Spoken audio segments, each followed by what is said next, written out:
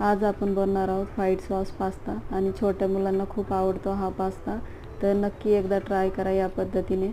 तर मी इथे बारीक कापलेला कांदा घेतलेला आहे आणि शिमला मिरची घेतलेली आहे थोडी बारीक कापलेली, आणि पॅन मध्ये बटर घालून कांदा चांगला परतून घ्यायचा आणि शिमला मिरची घालून परतून घ्यायचे छान। नंतर 1 चमचा गव्हाचं पीठ घालून गोल्डन होईपर्यंत परतून घ्यायचे।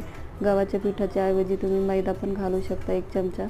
तर मी इथे ते परतून घेतलेलं आहे चांगला, आणि अर्धी वाटी दूध घालून थोडं थोडं घालून मिक्स करून घ्यायचे। नंतर यामध्ये शिजवलेला पास्ता घालायचा 1 वाटी, तो पास्ता चांगला मिक्स करून घ्यायचा यामध्ये। नंतर ऑर्गॅनो चिली फ्लेक्स घालून घ्यायच्यात, आणि नंतर 1 चीज स्लाइस मी यामध्ये घातलेली आहे। तर तुम्ही चीज क्यूब असेल तर ते पण घालू शकता किसून यामध्ये। तर ते स्लाइस घालून थोडंसं मीठ घातले चवीपुरतं, आणि झाकण ठेवून 1 मिनिट आपल्याला वाफ काढायची आणि नंतर सर्व करायचे। किती छान झालेला आहे पास्ता। थँक्यू।